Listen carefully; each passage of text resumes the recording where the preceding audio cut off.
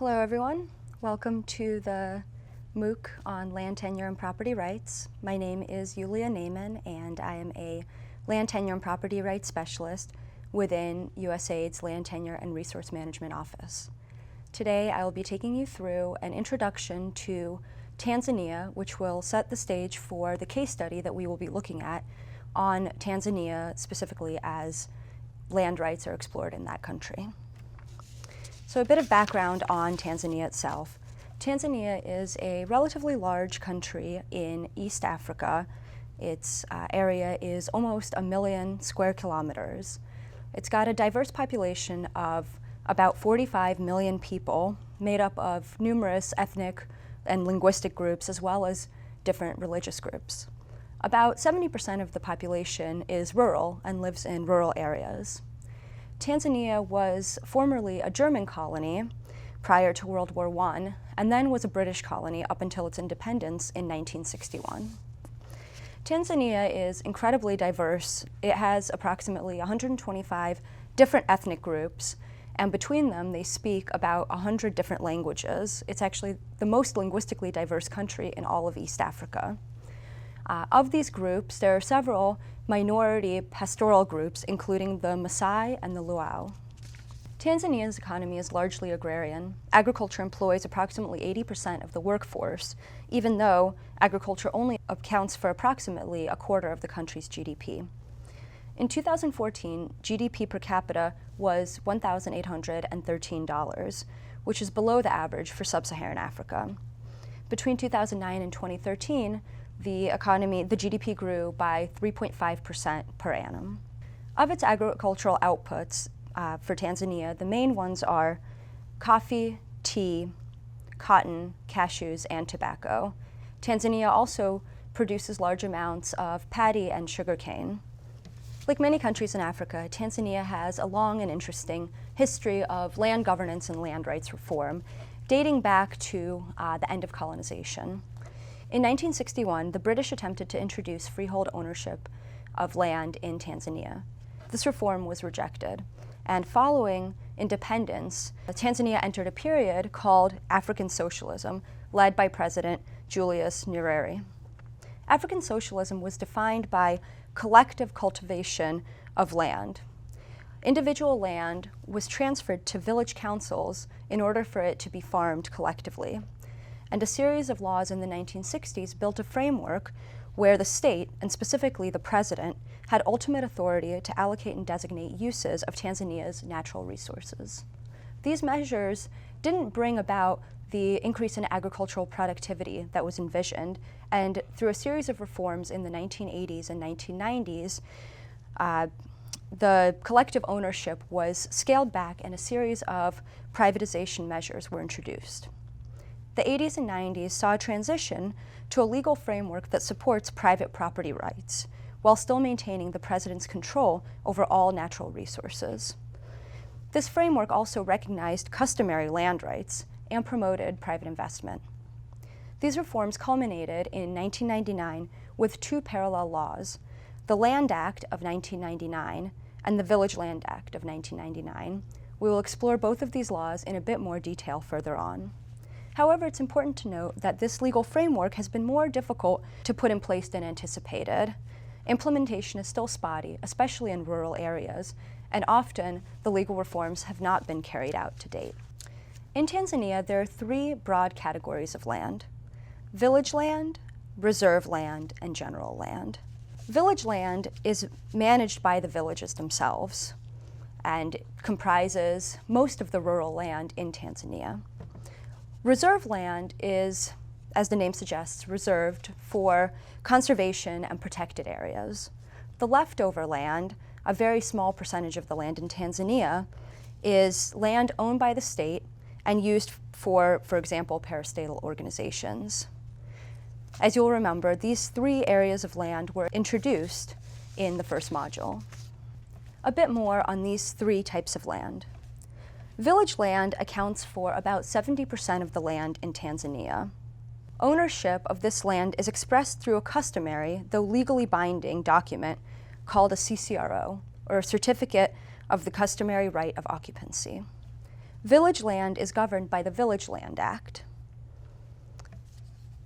Reserve land comprises approximately 28% of the land in Tanzania, and general land comprises approximately 2% of the land. Both reserve land and general land are governed by the Land Act of 1999, and ownership of these two types of land is expressed through a formal tenure document called a granted right of occupancy.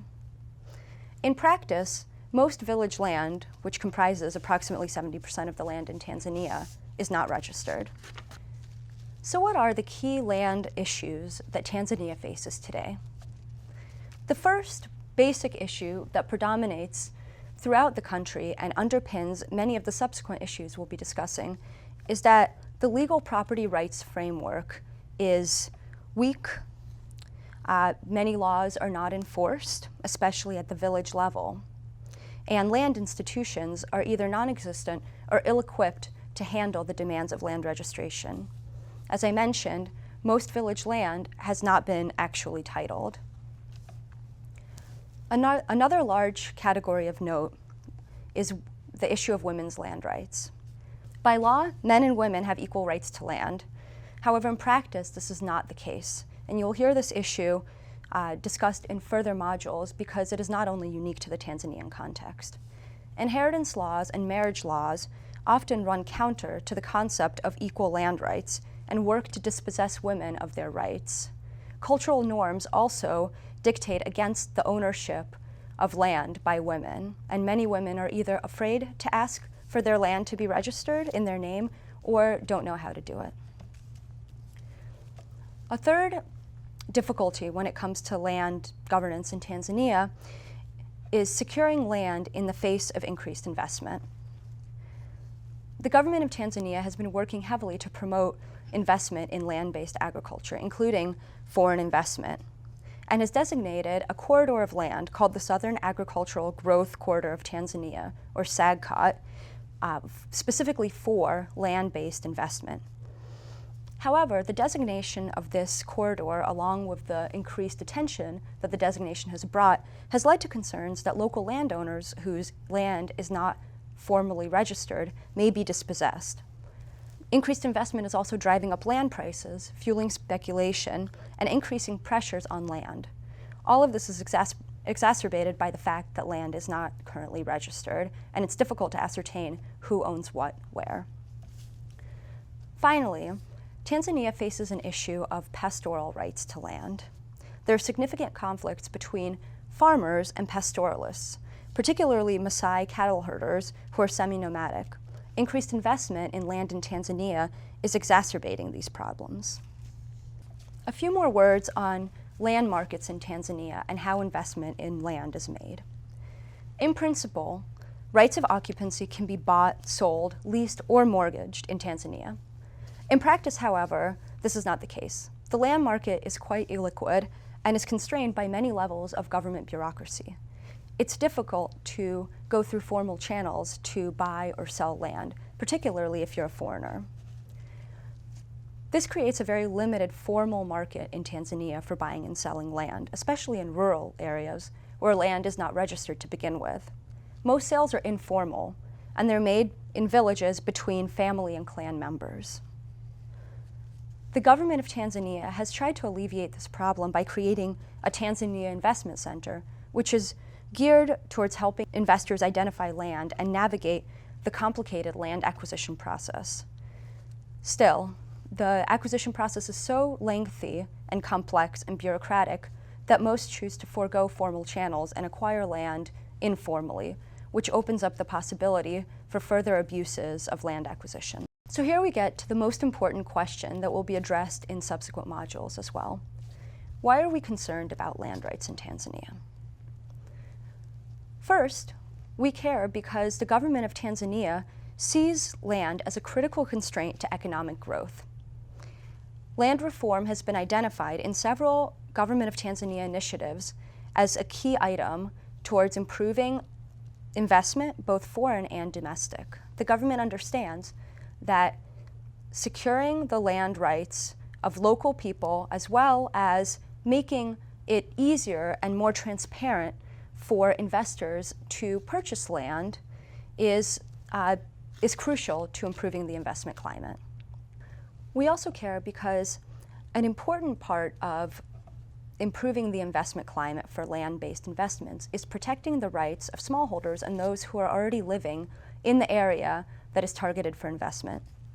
Many initiatives have been criticized for contributing to land grabs by outside private investors. It's important to ensure that such initiatives do not dispossess smallholders and those who are already occupying the land that's slated for investment. We also care because research has shown that land tenure is crucial for economic growth. Having secure ownership of land leads to increased investment in that land and therefore to broader and more sustainable economic outcomes for populations who live on that land. Likewise, land ownership contributes to increased food security and leads to a better allocation of resources to work away from poverty and malnutrition. Increased land tenure security also leads to stronger women's rights and allows women to diversify their incomes. And finally, increased land tenure security has a positive effect on pastoral rights and protects pastoralists and farmers as distinct but cooperative members of society. It reduces conflicts between these groups. So what is USAID doing to address Tanzania's land-related challenges? We currently have two interesting projects that we're involved with. The first is the SARA Policy Project, which is aimed at improving the policy and regulatory environment for agricultural growth in Tanzania. The second is the MAST Pilot Project, which uses cell phone technology to help map property rights and deliver CCROs. Much work has been done, both by the government of Tanzania and by donors like USAID, to improve land governance and land tenure security in Tanzania. However, there is much more that needs to be done on this front, as you will hear from subsequent presentations. Thank you.